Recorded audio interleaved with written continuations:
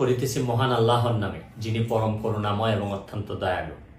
আপনারা যারা আমার ফ্যান ফলোয়ার আছেন, বিভিন্ন সময় বিভিন্নভাবে আমার উপর কষ্ট পেয়েছেন, তাদের উদ্দেশ্যে একজন সাবেক এমপি হিসাবে আমি দুটি কথা বলতে চাই। আমি আপনাদের এই সংস্কার, কোটা সংস্কার যে আন্দোলন, এই আন্দোলনে বা বৈষম্য বিরোধী ছাত্র আন্দোলন, এই আন্দোলনে কোটা সংস্কারের জন্য আমি সবসময় আপনাদের সাথে ছিলাম এবং এটাতে যারা আহত নিহত হয়েছেন তাদের পক্ষেও, এই বিচারের পক্ষেও আমি ছিলাম। কিন্তু আমার ব্যর্থতা হচ্ছে কি, আমি আপনাদেরকে বুঝাইতে পারি নাই। এটার জন্য আমি সম্পূর্ণ ব্যর্থ হয়েছি এবং আমি এই ব্যর্থ হওয়ার জন্য আমার যারা ফলোয়ার আছেন, যারা আমাকে নিয়ে প্রত্যাশা করেছেন, সবার কাছে আমি দুঃখ প্রকাশ করতেছি।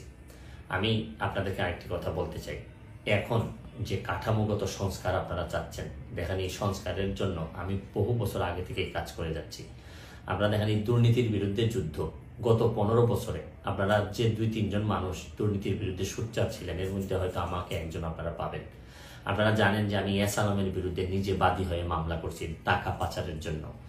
আপনারা জানেন যে আওয়ামী লীগের বর্তমান কমিটির যিনি প্রচার সম্পাদক আব্দুস সুবহান গোলাপ, তার আমেরিকাতে 9 বাড়ি থাকা নিয়ে আমি নিজে বাদী হয়ে মামলা করছি। আমি পুলিশের সাবেক আইজিপি বেনজিরের বিরুদ্ধে নিজে বাদী হয়ে দুদকে মামলা করছি। মহান সংসদে আমি তার বিরুদ্ধে বক্তব্য দিছি। মতিউর যে কর কমিশনার মতিউরের বিরুদ্ধে আমি মামলা করছি। আমি সালাম মুর্শিদির বাড়ির নিয়ে মামলা করছি। আমি সালাউদ্দিন, কাজী সালাউদ্দিন যে ফুটবলের দুর্নীতি নিয়ে আমি কথা বলছি। ওসি মুয়াজ্জেমের বিরুদ্ধে আমি নিজে মামলা করছি, করে তার 8 বছরের সাজা হয়েছে ডিজিটাল নিরাপত্তা আইনে।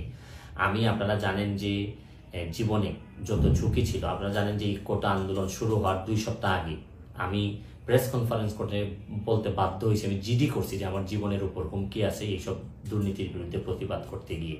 সুতরাং আমি এই যুদ্ধে সবসময় চেষ্টা করছি। এখন আপনারা যারা যে যুদ্ধ শুরু করছেন, ছাত্র জনতার নেতৃত্বে যে যুদ্ধ, এই যুদ্ধে আমি মনে করি যে দুর্নীতির বিরুদ্ধে যুদ্ধ, এই যুদ্ধে আমি আপনাদের সবসময় আমি আপনাদেরকে দোয়া করি যে আমি যতদিন আসি চেষ্টা করে যাব দুর্নীতির বিরুদ্ধে এই যে যুদ্ধ, এই যুদ্ধে সবসময় শরীক থাকার আমার জায়গা থেকে আমি চেষ্টা করব।